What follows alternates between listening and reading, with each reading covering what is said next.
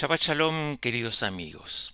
En el grupo de los miércoles con los que venimos estudiando hace más de 10 años, estamos viendo en estos momentos eh, acerca de la vida y el pensamiento de el Rav Kook, ¿sí? Un personaje maravilloso en el devenir de la historia de la Israel actual. Y quiero comentarles acerca de uno de sus discípulos, el rabino Yaakov Moshe Harlap, con P al final, Harlap. Harlap fue prácticamente un contemporáneo nuestro. Falleció en la década del 50, nació y vivió en Jerusalén toda su vida y compiló una serie de volúmenes que se llaman Mei Marón, ¿sí? Las aguas del Marón.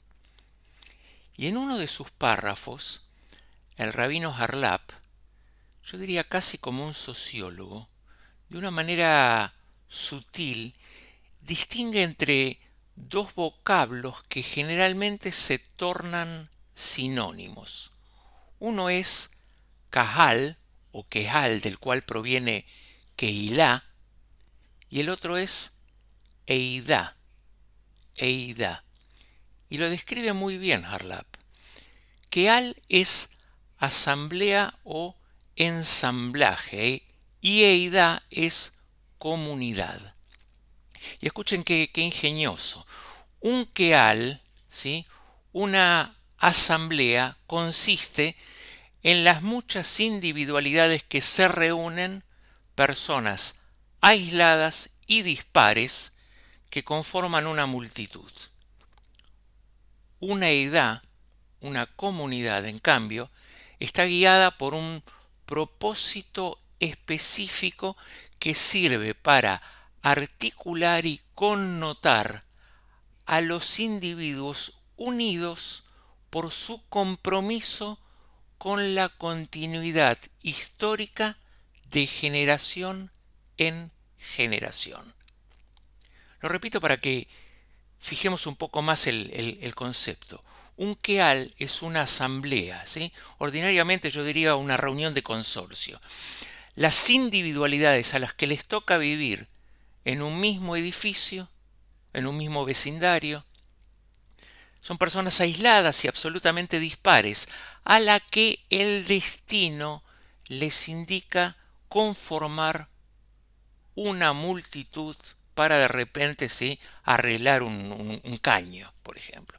En cambio, una edad, a la que me atrevo a traducirla como comunidad, es la que está guiada por la aspiración que connota no a las individualidades, sino a personas identificadas por un compromiso que no es individual y que no es de beneficio propio familiar, sino amalgamada con la continuidad histórica de generación en generación. Y fíjense qué rico. El mismo término, Eidá, proviene de la raíz hebrea que reconoce al testigo, Ed, ¿sí? Y lo conduce a dar testimonio, Eidut. Eidá, Ed, Eidut.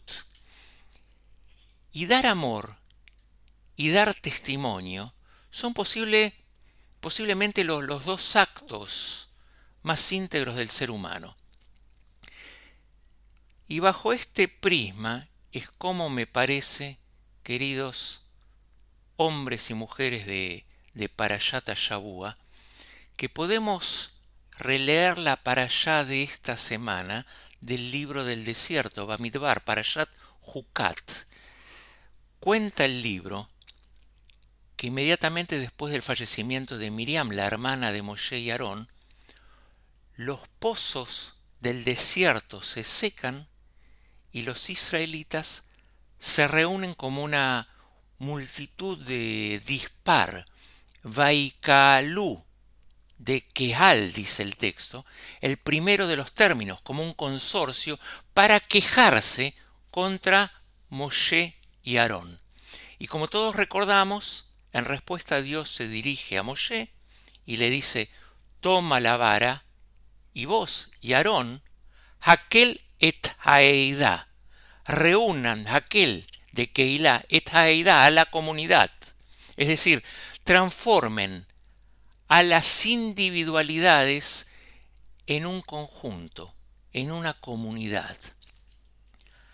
Habla a la roca, dice el texto, en presencia de ellos, y de la roca emanará su agua, y de ese modo vas a poder sacar agua de la roca y vas a permitir que beba la comunidad. Ha-eida. La metáfora, ¿sí?, es que un Dios espera que Moshe pudiera ver en la multitud enojada, en la multitud irascible, una oportunidad y una manera inspiradora de redescubrir lo más profundo que hay en ellos, ¿sí?, bajo la mirada, la contemplación de la fe de sus antepasados, de sus orígenes. Y obviamente que después de el catálogo de las transgresiones de la nación de Israel en el desierto, ¿sí?, como fue el tropiezo del becerro de oro, el escándalo de los exploradores, el menoscabo de los rebeldes como Coras contra Moshe, llegamos ahora a uno de los momentos más desconcertantes del drama del desierto, y es el quebranto del propio Moshe. El quebranto del propio Moshe. Toma la vara, Moshe levanta su mano y golpea la roca 2 veces. Sale agua copiosa y la asamblea bebe, pero como todos también recuerdan, cuenta el propio Dios que le dijo a Moshe: porque no confiaron en mí lo suficiente, no llevarán a este grupo a la tierra que les he dado. Es decir, no entran porque Moshe golpea con la vara a la roca en vez de hablarle. Y la sanción es dura, ¿sí? Moshe y su hermano no van a entrar a la tierra prometida por eso. La pregunta que reverbera en la comprensión de los intérpretes prácticamente durante toda la historia es en cuanto a la naturaleza del error, ¿sí?, de este error que llega a justificar acaso una pena tan extrema. ¿No parece un castigo demasiado severo por una infracción tan leve? Escuchen qué interesante, ¿sí? Cuando la asamblea se queja por el agua y Dios le dice a Moshe que tome la vara y le hable a la roca simboliza la obstinada asamblea, ¿sí?, dura como una roca, a la que le debe hablar, comprender y extraer de ella las aguas vivificantes e inspiradoras para superar los traumas de la historia. Pero Moshe pierde esa noción y ve en esa asamblea a una banda de advenedizos y les grita, escuchen, Hamorim, rebeldes, que suena parecido a Jamorim, burros. Golpea la roca, es decir, al grupo, en lugar de darles una chance de amor y transformarlos en eidá, en comunidad de testimonio. Hay un maestro que dice que Moshe los subestima. Sobreestimar puede resultar un desliz, pero subestimar es un horror doloroso. Porque un pastor que subestima a su rebaño, es decir, que lo desprecia, o sea, que pierde el debido amor y aprecio, es difícil que pueda continuar guiándolos. Y es obvio que Moshe está personalmente devastado, está decepcionado, está descontento, ¿sí? Por la ingratitud consorcial, porque solo puede ver una masa de libertos inmaduros bailando ante un becerro de oro. Pero es difícil retomar un vínculo robusto al haber perdido de vista a la comunidad y percibirlo solamente como una asamblea. Le habló a quienes tenía enfrente y no le habló a lo potencial que podría haber habido. Le habló a la coyuntura y no a la magia de la historia o al sueño del futuro. Se dejó llevar por su propia bronca y se relegó en la situación de la inmensa gesta que estaba llevando a cabo. Es posible que esto no satisfaga a la totalidad de la pregunta, de si no es un castigo demasiado severo por una desobediencia tan leve. Es posible. Creo que sí, y más leyendo el final del texto. A mí me resulta angustiante, me resulta doloroso y me parece desproporcionado. Pero saben, quiero leer este texto como un modelo literario o de análisis o de pensamiento y no como un juicio a Moshe.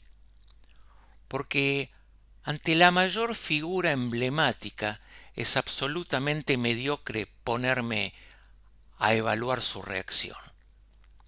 Y por eso, en ese sentido, me es necesario recortar la escena y separarla del resto de toda la historia del Éxodo. Y elevarla a la comprensión, al entendimiento, que hay ciertas obras y compromisos que exigen una conducta consecuente, decidida, invariable, que no tenga intermitencias durante el periodo que se cumple la tarea y que no puede estar contaminada por los enojos o por las debilidades personales, que no puede estar contaminada por impulsos internos o presiones externas que existan. Y si no, no se la puede asumir como tarea. Esto es lo que se llama el sentido de misión. Sé que esto muchas veces se torna difícil y a veces imposible. Pero de nuevo, este relato es una metáfora, es una lectura inspiradora para comprender que sin delirios y a pesar del agotamiento, implica el profundo sentido de los compromisos que uno asume en la vida, la perseverancia frente a la adversidad, lo que significa no perder el sentido del rumbo al que somos llamados y no abandonar la responsabilidad en la que uno se liga con la existencia misma. Por eso, mi admiración a aquellos que encuentran una fuerza en la misión por la razón de la eidad, por el sentido del otro, de los otros, y que dan testimonio al ver el realce que supera cualquier extenuación y cansancio personal. Y saben, esta situación, este testimonio, en muchos casos le da lucidez a la vida, a esa vida que pide compromiso. Shabbat Shalom Umeboraj.